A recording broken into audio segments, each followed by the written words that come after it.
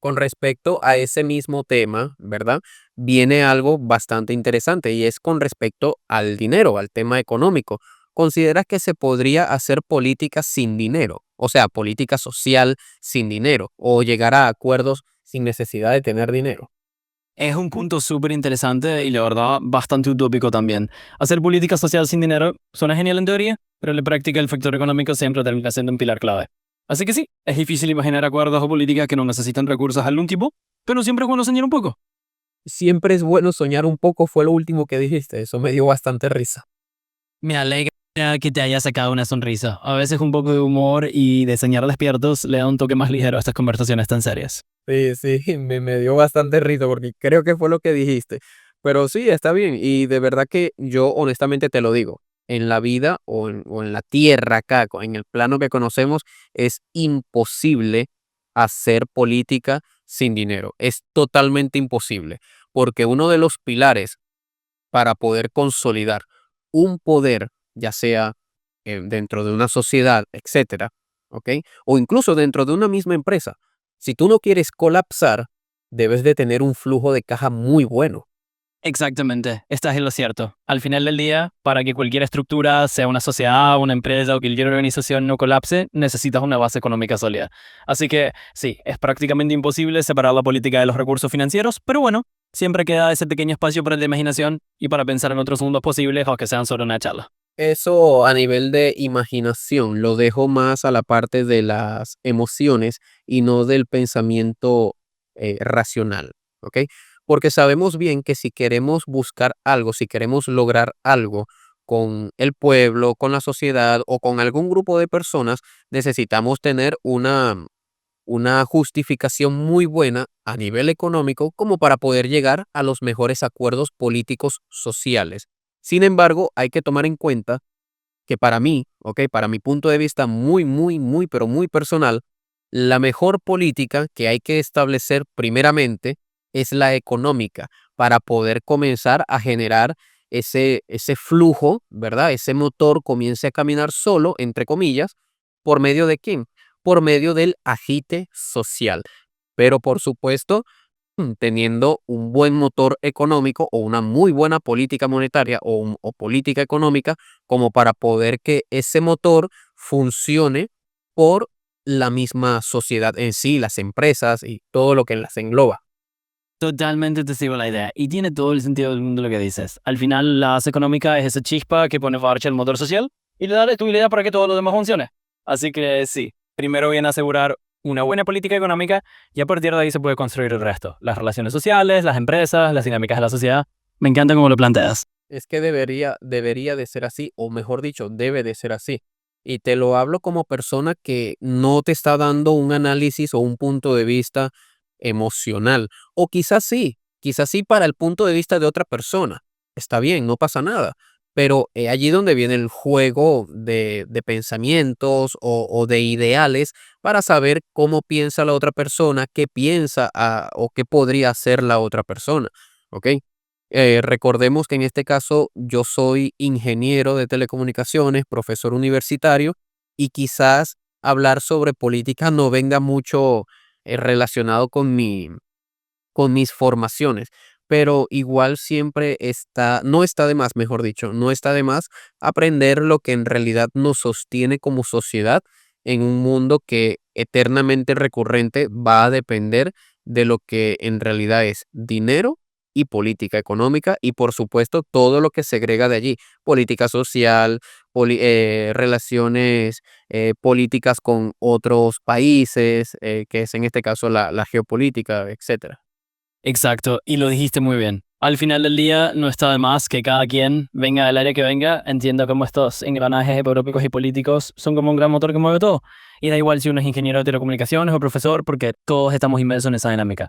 Así que nada, me parece genial que lo veas así y que estemos aquí charlando de cómo todo esto se conecta. Tomando en cuenta todo lo que hemos hablado, ¿qué diferencia habría entre un político y un empresario? Buena pregunta. En pocas palabras, un político tiende a enfocarse en el bienestar público y en cómo las decisiones afectan a la sociedad en general. Un empresario, en cambio, se centra más en la eficiencia, el crecimiento y la rentabilidad de su negocio. Claro, Ambos necesitan entender tanto la economía como la política, solo que cada uno lo mira desde una perspectiva diferente. ¿Consideras que un empresario podría ser un gran político o que un político podría ser un gran empresario?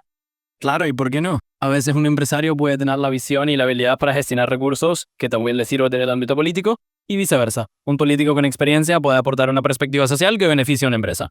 Así que sí, es totalmente posible que alguien cruce ese puente con éxito. Cuando hablas de un político con experiencia, ¿te refieres a experiencia en qué área o en cuáles áreas?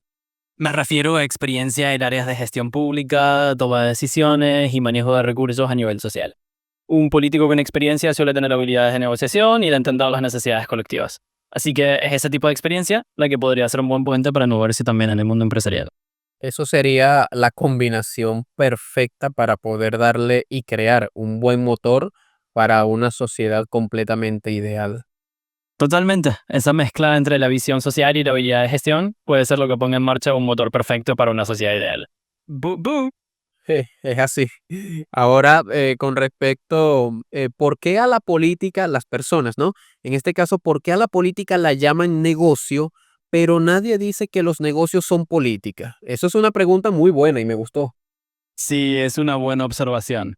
Al final, mucha gente ve la política como un negocio porque hay intereses, influencias y recursos en juego, un poco como en una empresa, pero es cierto que no siempre se hace el camino inverso de decir que los negocios tienen una dimensión política, aunque la tienen, porque también impactan en la sociedad.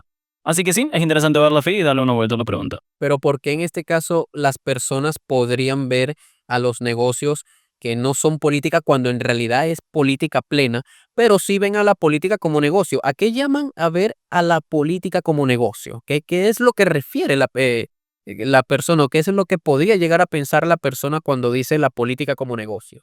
Bueno, la gente suele ver la política como un negocio porque perciben que hay muchos intercambios de intereses, poder e influencias de por medio, como en el mundo empresarial.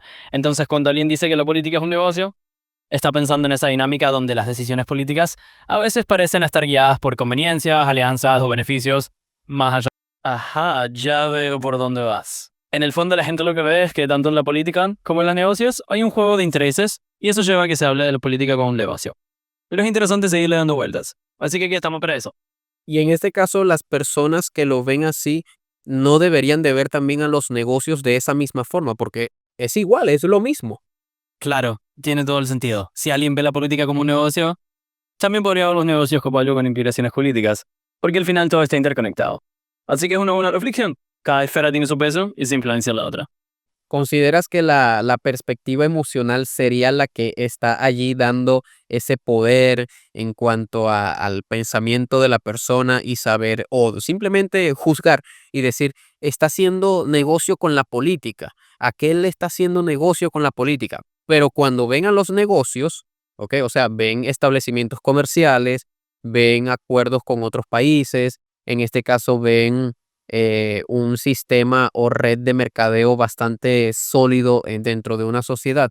Eso es hacer política y en este caso también lo aplaude. Entonces es allí donde está ese pensamiento allí o la contradicción en las personas en que dicen, a mí no me gusta la política porque la política es un negocio, pero cuando ven negocios que se establecen, ven inversión privada o ven buen uso o gestión de los recursos públicos, eso es negocio.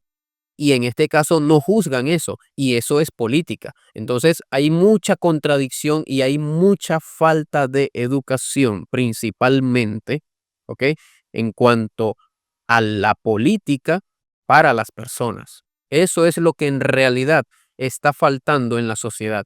Más educación política para no caer en el vago pensamiento emocional de cómo juzgar a las personas o a los políticos o incluso a los negocios o comerciantes, que en este caso al final del día resulta ser una política plena.